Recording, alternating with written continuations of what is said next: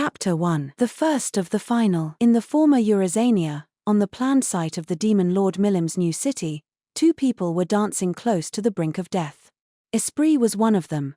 The other, her adversary, was Period the antlion. Honestly, it's not really in my character to fight so much for real like this, thought Esprit. The battle had grown desperate enough that Esprit wanted to complain to someone about it. Period could nullify all magic, which made her about the worst opponent possible for the demon. Even nuclear cannon, fired at point-blank range when all else failed, was deflected like it was nothing. The prism barrier that surrounded Period let her reflect any kind of magic, and not just that. It also worked against any skill that involved emitting beams or rays, to some extent. That made Period a natural enemy to any demon that fought with magic. Esprit was having trouble buying more time for this battle. Her lack of strength peeved her deeply. Then some unexpected assistance arrived. "Let me help you out." It was Phobio, who had given Sophia command of his squad so he could join Esprit. Normally he should be supporting Sophia, his commanding officer, but every member of the Flying Beastly Knights was a warrior of their own. They didn't need orders to make the right moves, and every unit showed extraordinary cohesion in battle. If both their commander and vice-commander were fighting on the front lines, that'd be a far greater shot of morale than if they stuck to the rearguard. Phobio was stepping up first this time, lest Sophia steal all the glory yet again. You can tell this one's bad news, right? Esprit asked him. "Yeah, kind of," Phobio replied. "But I'd have a better shot against her than you, wouldn't I?" He was right. Esprit, gifted as she was at fighting with magic, couldn't do a thing against this foe, but Phobio was more the close-range, blood-and-guts sort. Magic might not work on Period, but with Phobio, at least there was still a chance he could figure something out. "Yeah, maybe," Esprit said. "I guess I'll join in, too, and fight with this." She had planned to break it out at some point, but Esprit chose that moment to unsheath her magic sword, her main hope for victory. With her packing a blade and Phobio in his most powerful half-beast form, it was now a pair against the bewitchingly beautiful Period.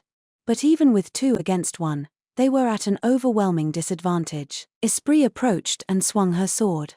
It was a masterful stroke. It was hard to believe she had been an amateur until not long ago. She had begun learning the sword as a pastime more than anything else, but when Esprit dove into something, she tended to go overboard with it. She'd go through her representatives over and over again whenever she had a spare moment, repeating the forms and stances Adjura had shown her. It had granted a certain sharpness to her skills in a remarkably short time, but regrettably, Period was far beyond her. "TSK. A fake, eh?" Esprit remarked. One detailed enough to be indiscernible from the real thing. The moment she thought her slash would hit home, Period's body burst into a cloud of light particles and dissolved. Esprit thought it was an afterimage of the real thing at first, but she quickly realized she was mistaken. The next moment, that fake split up into multiple periods. Each was impossible to distinguish from the real one, even with Esprit's keen sense. "This is impossible," she thought. She had hoped to aid Carrera in some small way, but even buying a little time for her would be asking a lot.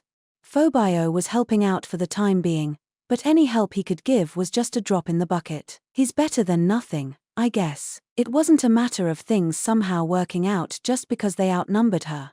That was how beyond the norm Period's strength was. Just as they expected, Esprit and Phobio were attacked from all sides.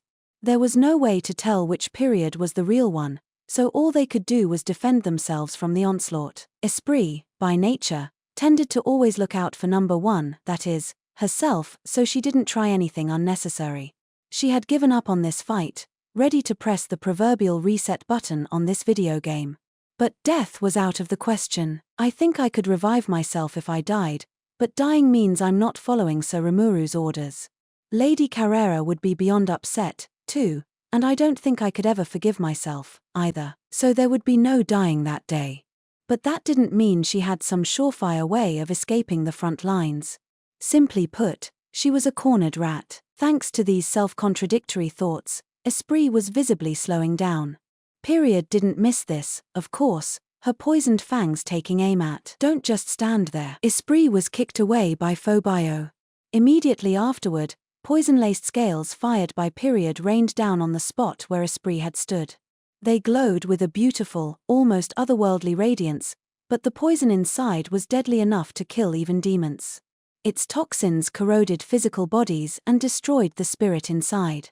Even Esprit, a Count-class demon peer, couldn't take this level of harm. "Oh," she said. "Sheesh. Also, thanks." "Sure," Phobio said, acknowledging Esprit's casual appreciation as he resumed the attack on period. He sent countless clones of himself across the field, lunging at his opponent with seemingly extraneous claw attacks. It seemed pretty pointless if Phobio didn't know who the real period was, but he wasn't about to give up on this simple, straightforward approach. "You know," Esprit suddenly said, "you're weaker than me, right? Why don't you just give up?" She knew this was a pointless question, so she didn't expect an answer from him. But Phobio flashed a bold smile back at her. "Wow, that's rude," he replied. "But fine. As long as I'm still alive, I win. Like Geld said once, as long as you survive and win next time, there's no problem to speak of. And if so, now's the time to gather clues for that next fight. That's what I'm working on. And yeah, I'm weak. I hate to admit that, but I just gotta do what I can." Esprit was impressed with the surprisingly serious answer. She agreed with it, too. "I'm a bit of a sore loser myself, but I gotta say, I'm impressed with you," she said. "Guess you deserve to be called the Black Leopard Fang after all." "Thank you, Lady Esprit. You can be more casual with me than that. You know, a mistake along those lines led me to ruin once, but now's not the time to talk about that." Phobio, unlike Esprit, was taking this battle seriously. Even if he stood no chance of winning, he kept viciously attacking period, never retreating for a moment. He had become a wind of the darkest black, tearing through all period's doppelgangers, but still to no real effect. But then, perhaps finding this whole act annoying, period struck back for the first time. Her scales swirled in the air, then advanced upon Phobio like a drill. Even those little scale fragments could be a deadly weapon when gathered together. If Phobio took a direct hit, he'd be nothing but ground meat, and he knew that most of all. The difference in strength was obvious, really. Trying to face period was nothing short of suicide. But he had made the same decision as Esprit. If he didn't put in a full effort, it'd all but guarantee Carrera's defeat. "Reckless or not, I gotta do it. If I can divert her attention even a little bit, my life is a small price to pay for that." Phobio was proud to be one of the three lycanthropes. Part of him did want to flee, but that would mean losing Caroline's trust and betraying all the troops who looked up to him. That, in his mind, could never be allowed to happen, and that was what motivated him. His preferred fighting style involved using his high mobility to toy with his enemies before finishing them off with his sharp claw slashes. He didn't have particularly great defense, but given his specialization in speed, it wasn't that much of a problem. That speed was about the only thing keeping him alive, and even then only barely. The slightest lapse in concentration would result in his death.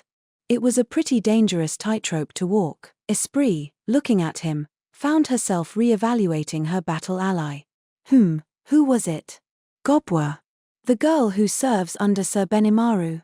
Isn't this Phobio guy constantly babbling at me about how much he loves her? I guess he can perform when it counts, though. Even though he's just this puny human, not like a demon, who can resurrect itself whenever it dies. From her point of view, even Phobio, who had become quite powerful among the higher-level Magicborn, was just a puny human being. Esprit, after all, was an elite among elites, a great demon who served Carrera, one of the rulers of the demon realm. For her, death wasn't a finality, she could just come right back, like continuing after losing all your lives, so she never felt particularly endangered by anything. Depending on how bad the damage was, she might have to sleep for a few centuries, but for a demon with eternal life, that would pass in the blink of an eye. To her, then, the sight of those trying their hardest to survive within their relatively limited time was somewhat dazzling. What about her, though? Whenever she ran into something she couldn't handle, she could just turn to her master Carrera and she'd work something out. Any minor annoyances in her life could be safely shunted to her colleague Ajura. Up until then, Esprit really never had to deal with staking everything she had on something. Wait a minute. Could I actually be less useful than Phobio here? No. Something deep within Esprit screamed out that it was impossible. Maybe it was that genuine part of her, one she had almost forgotten about, that absolutely hated to lose. As if to prove it, Esprit stood back up, a strong figure after almost throwing in the towel a moment ago. Not because dying would violate her orders or for some other backward-looking reason. She just wanted to win, and her will was clear in her eyes. And what's more, let's be frank, we can't beat this person, right? Instead, Phobio, why don't we just give her as hard a time as we can? Esprit was as much a mercenary as she was a realist. She wasn't going to entertain reckless dreams of making a comeback. Coldly and calmly, she was formulating the conditions required for a tactical victory. Hey, got any bright ideas? Phobio asked with a laugh. He sensed a change in Esprit's mood. Now he could feel that their chances of winning had gone from 0 to something better. Well, we can't win with a traditional approach, she said. But I have a little secret trick I could use. Would you like to forge a demon pact with me? As Esprit spoke, bits of scale were whizzing past Phobio, his entire body sporting an ever-growing number of light cuts. It was only a matter of time before the poison took hold, meaning that Phobio's tenuous grasp on life would soon fade away. But despite that, Phobio smiled. Another pact, huh? Well, no time to ponder it. Let's do it. What kind of demon pact are we talking about? Phobio had gone through the bitter experience of forging a pact with Footman and his cohorts, only to be tricked in the end. But he was going through with this anyway, a sign of just how resigned he was to his fate. Oh, Esprit casually replied, just your typical one. I will grant you any wish, and in return I ask for your soul, that kind of thing. The classic sort demons used to bring humans to their doom. As demons more or less lived off human souls, they were pretty good at forging contracts like that. With the magic they controlled, they really could fulfill most wishes. This wasn't as true for newborn demons, however. Only the oldest of the old, those around since ancient times, had that kind of power. For someone like Esprit, it was a quick little trick she could pull off without breaking a sweat. Gotcha. I trust you, Esprit, so count me in. Phobio readily agreed, not so much as wincing even as his right arm was being crushed to pieces. Esprit smiled. Good.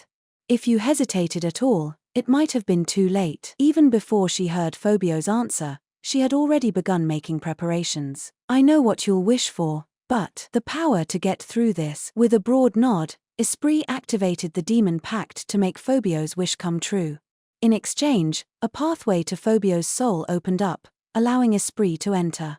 After just a moment of hesitation, she shed her physical body, as if shrugging off all her indecision, and then, back to her usual shape as a spiritual life form, she entered his soul.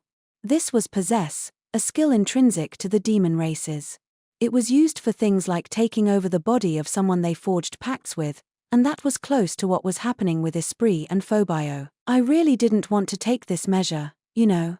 It's such a wonderful body Sir Rimuru granted me, and now I have to leave it in the middle of a battlefield like this. Whoa, what's going on here? Calm down. We're smack dab in the middle of a lethal situation, but I'm using ultra-speed thought to extend time 1,000,000 times over. Esprit's calm voice gave Phobio the mental fortitude to understand what was going on. Indeed, the world seemed completely stopped to him, frozen in time. So this is what life looks like from the top of the heap. Oh, I still have quite a while to go, trust me. Lady Carrere can slow it down 100 million or so times over. She can instantly launch ritual magic that normally takes years to prepare. Haha. I'm impressed. Impressed wasn't the half of it. This was on a whole other dimension, a realm Phobio couldn't begin to comprehend. Ignoring her dumbfounded companion, Esprit began to explain matters. We have time now, sort of, so listen closely. I have exited my own body and returned to my spiritual life form base in order to inhabit you. Normally, I'd completely take over my host and use their power as my own, but that's kind of a whole multi-step process, and honestly, doing that won't make me much stronger at all. Phobio's wheelhouse was physical combat, especially close-range melee combat. The training Mid-Dre pounded into him had greatly improved those skills as well. Esprit, on the other hand, had just recently taken up swordsmanship as a hobby. Period was a magic specialist, too, so Esprit could land a few hits on her, but Period had adapted to her so well that defeat was imminent. That was one reason why Esprit preferred to have Phobio retain control over his body. But that didn't mean she'd be an idle observer. The reason I'm inhabiting you is so we can combine our forces. What's that mean? Just keep focusing on evasive measures for me. The way it was before, you would have been killed within 5 minutes. But now that my powers integrated with yours. Esprit had used a demon pact to occupy Phobio's body. Now she was giving all her power to him. So if I use that power, I can beat her. Phobio's instincts told him it couldn't be that simple. And he was right. It'll take more than just that. I think she's got even more of a vision in this fight than I do. Period's compound eyes gave her visual access to all kinds of information. She could clearly see the flow of magicules around her, which allowed her to instantly react to any sort of magic cast. That much was obvious when she threw Carrera's Abyss Annihilation back at her on the very first try. It proved to Esprit that Period was even more adept at handling magic than her. Esprit was probably outclassed in hasten thought, too. So what'll I do, then? Just keep struggling. Do everything you can to stay alive. And you won't be alone, of course. I'll help you. Phobio would be the one calling the shots during melee combat, but Esprit was going to engage in a little magical warfare, too. She knew it wasn't going to work, but the idea was it'd help mitigate attacks on Phobio. Okay. So you'll try to boost my chances of survival as much as possible? Exactly. For us, a tactical victory means we survive until someone comes along who can beat her. If we can also keep her attention and prevent her from interfering with Lady Carrera, I'll have nothing to complain about. Phobio agreed. It seemed sound to him. So we're buying time, in other words. It's about the only choice we have, isn't it? Given the clear difference in ability, I don't see us doing much of anything else. But don't worry. According to my calculations, we should be able to hold out for 20 minutes this way. Haha. Yeah, great to hear. Phobio chuckled at this. How was he not supposed to worry? He quickly banished the thought, however. It pained Phobio to admit it, but he was a pushover. But the weak have their own way of fighting, and Phobio was ready to do his best. The battle plunged into its second round. With Phobio and Esprit occupying the same body, their existence points added up to a sum that was more powerful than its parts. It was still under 1 million, which was nothing compared with Period's, but Phobio was moving much better than before, letting him somehow find a way to keep up with his foe. One reason for that was because Phobio no longer had to worry about physical injury, not with Esprit taking the damage for him. Fatigue wasn't a concern anymore, either. It helped him clear his mind of worry and go into full-throttle battle mode, giving up on making this a prolonged fight entirely. This approach usually came with a pretty short time limit, but it was working only because Esprit was providing the magic force to keep it going. Phobio's Animalize skill worked in 3 stages. The first was his usual magic-born form, the most well-balanced, least draining type. The second was his leopard-headed magic-born form, geared for battle and quite versatile. Finally, there was a fully animalized form capable of tricky, unpredictable moves. This form was the best in terms of pure speed, but Phobio couldn't use most of his sharply honed skills with it, so it wasn't well suited for humanoid enemies. Right now, Phobio was in his most powerful leopard-headed form. It drained him quickly, even damaging his body when he went all out like that. He had been carefully controlling his power, releasing it in quick little spurts. Even when he took damage, his lycanthrope body's natural regenerative ability let him manage that well enough. Maintaining that form consumed physical and magical force, which was a disadvantage in extended fighting. Now, however, he could put all those concerns aside and just keep on fighting. The hand he had lost a moment before was wholly rebuilt and ready to be used to its fullest. That was all thanks to Esprit. Phobio's soul was fully protected with Esprit incorporating her own spiritual body into it. That was made possible by her unique skill observer. Using it, she could keep a connection with people she knew that transcended time and space, and combined with the demon pact, she could take control of their souls in an even more complete fashion than before.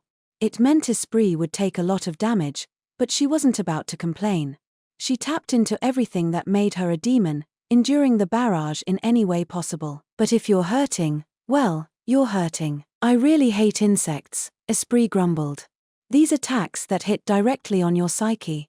It makes having cancel pain meaningless. It was the combination of many little factors like these that gave Insectus an advantage over demons. It was always a terrible mismatch. If a demon and an insector of equal strength fought each other, the insector would always win.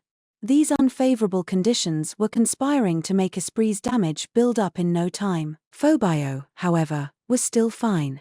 Thanks to Esprit's sacrifices, the fight remained competitive. And some good news was arriving. I knew it, Esprit said. I've just figured out why we're holding out better than I thought. Oh. Phobio replied. You don't have to react to this, Esprit muttered, but despite her gifts, it looks like Period was hurt pretty bad by Lady Carrera's magic. I had a hunch deflecting that huge spell had to come with risk, and I was right. Carrera's Abyss Annihilation had the power to destroy an entire planet, depending on how you used it. Period had taken that blow with her entire body, so Esprit assumed it must have had some effect on her. She couldn't prove that hunch by herself, but possessing Phobio and revving up her observer skill to maximum finally convinced her it was true. So if I attack whatever part of her is damaged, can I win this? No way. The damage is slowing her attacks, but her defense is still an iron wall. But think of it the opposite way. This is good for us, isn't it? Phobio fell silent for a moment. Then he heaved a heavy sigh. So I still have to dodge her attacks until help arrives. It was a sad conclusion, one he hated to make, but it was the only one he could reach. So, resigning himself to his fate, Phobio focused on Period's moves, trying to execute his role as best he could. Around 40 minutes later, we're sure putting up a fight, aren't we? Phobio asked Esprit. I'm too tired to talk. I can't go on. I'm so dead. Phobio was cut and wounded from head to toe, but he was alive. Esprit, protecting his soul and taking the damage, was also just barely conscious. They had assumed that 20 minutes would be the best they could do, so for her, this was a tremendously satisfying result. But that result came only after they gave it everything they had. Period, meanwhile, was doing just fine. If anything, she was moving better than at the start of the fight, which meant she had healed whatever damage Carrera had given her. Strategically, this was a great victory, but tactically, it was clearly a defeat. But that was okay. Both Phobio and Esprit, after all, had done their parts. TSK. Just after I get a girlfriend, too. I couldn't regret this more if I tried. Oh. Was that why you were fighting harder than I expected? Well, congrats on exceeding my expectations, then. I'll take a message to her for you as a reward. If they couldn't get back up on their feet, all that remained was to wait for death. Knowing this, they began to exchange banter with each other. Phobio would have preferred to indulge in memories of Gobwa, the first real romantic partner he ever had, but Esprit wouldn't let him. What kind of monster are you? He asked. Not a monster, she retorted. A demon, remember? Oh, right. I guess sarcasm doesn't work on you, huh? Sad. Well, I appreciate the compliment, at least. I wasn't complimenting you. No, probably not. Through the intense battle, the two of them had grown close enough to talk this casually with each other. So they waited for the moment to come, distracting themselves as much as possible from the fear of death and the humiliation of defeat. However, Period held out her hand, her expression unchanging. Carrera had crushed the organ within her body that generated her magic, but now it was repaired, making her casting even more efficient than before. It would only take a moment to dispose of Phobio, who was lying motionless on the ground. She joyfully awaited the screams of death Phobio would soon belt out, not knowing he and Esprit were slowing down time to prolong their bantering. There wasn't a shred of respect for this opponent who caused her so much trouble. She was there simply to pursue the pleasure her instincts demanded. From Period's fingertips, a ray of dense, compressed magic shot out. It dug deep into the ground, not piercing Phobio. A hobgoblin had jumped out from Phobio's shadow, grabbing his leg and throwing him out of danger with the momentum. Then, OOF. Boy, I showed up with the best timing ever, didn't I? The dim-witted sounding voice echoed across the field. It belonged, of course, to Gopta. He had rushed in to help Phobio out of this critical situation, and he was ready to make his moves. And Gopta wasn't alone, either. As Phobio flew through the air, he was caught by Gobwa, a beautiful red-haired woman in a scarlet military uniform. She held Phobio firmly to her chest as she brought him out of Period's line of fire. Awesome. Phobio thought, though he didn't say it out loud. Rongga, who was the last to appear, stood up front to protect Gopta, providing a blockade against any follow-up move Period might try. Without hesitation, he launched Apocalypse Howling, which slowed the Insectus movements. With those quick, keen movements, Phobio, along with Esprit inside him, was saved from almost wholly assured doom. Esprit, back in the body she had abandoned, sat up. "You've amazed me again, Sir Gopta," she said. "I always believed you'd come rescue me." Those gleaming eyes of hers weren't ridiculing Gopta, she really was a fan of him. "Oh, you were, her?" he asked. "Wow. I dunno what to say." "Now come on and show her exactly why you're part of the Big Four." Esprit couldn't stop piling on the praise. And none of it was trolling, either. She meant every word. "Well, maybe once this fight's over, we could go on a date." But just when Gopta began to get carried away, "Oh, I'm not looking, thanks," Esprit said. She didn't have any romantic sort of love for him, a fact she felt prudent to make clear. This made Gopta visibly disappointed, with shoulders sagging and everything, even as Esprit made good her retreat. So thanks to Phobio and Esprit's hard work, the front line had yet to collapse. And after that timely substitution, the battle was in its third round.